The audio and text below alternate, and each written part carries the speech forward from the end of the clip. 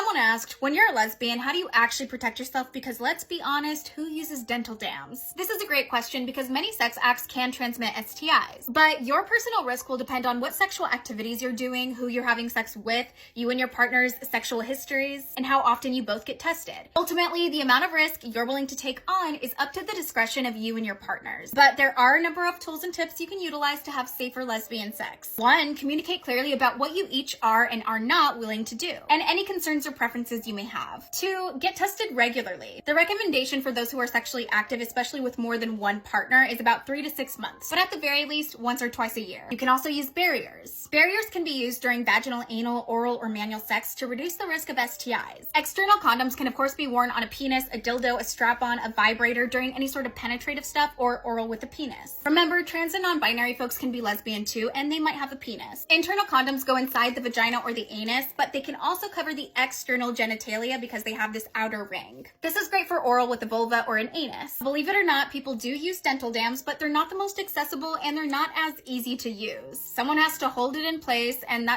it's difficult. And it's also not that big. I'll show you. You have to place it over the vulva or anus for oral sex, but like I said, you have to hold it in place, and that gets really tricky when you're trying to have fun. An alternative to a dental dam is Loral's latex undies for protection. They're basically like a wearable dental dam, so you don't have to hold anything in place. Now, if you want to use a dental dam but you don't have a dental dam, you have 2 options. You can cut a latex glove or a condom. There are, I think, 2 different ways you can cut the latex glove, but I'm gonna do it like this. I'm gonna cut the thumb off, and then I'm just gonna cut the fingers off. And then down the middle. Okay.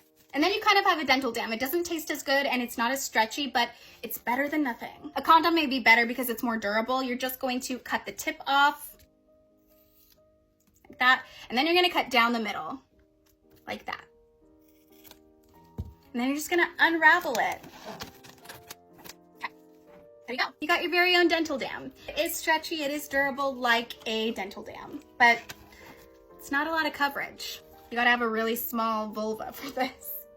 But stretchy, very stretchy. Finger condoms or finger cots and latex gloves are also a thing. They're a great safer sex option when you're doing hand stuff like fingering or fisting. Another thing that can lower the risk of STIs is using a lubricant. Using plenty of lubricant for vaginal and anal fisting can reduce friction. Friction can cause tiny tears in the skin, which can make it more likely for the person to get an infection if their partner has one. Lube can also make sex better, but avoid oil-based lubes when using latex and avoid silicone-based lubes when using silicone toys. You should also be washing your hands before and after touching someone's genitals to prevent infection, either by an STI or something else. And if you're engaging in anal as well as vaginal touching, wash your hands or change your finger condom in between to avoid spreading bacteria from the anus to the vagina or vulva. And never use a toy in 2 different openings without washing it in between. You can even designate different toys for different openings. No matter what, clean toys between each use and after you're done. Another good option is see if your partner has any open sores or lesions, say from herpes or syphilis, and avoid making contact with those spots. But know that it's still possible to transmit herpes with no source present. And know that herpes are treatable and there are antiviral medications people can take. You can also avoid sexual contact altogether, but I know that's not realistic for most people. But if you're worried you or your partner have an STI, it may be best waiting until you know for sure. There's no such thing as 100% safe sex, but there are a lot of things you can do to have safer lesbian sex. Good luck.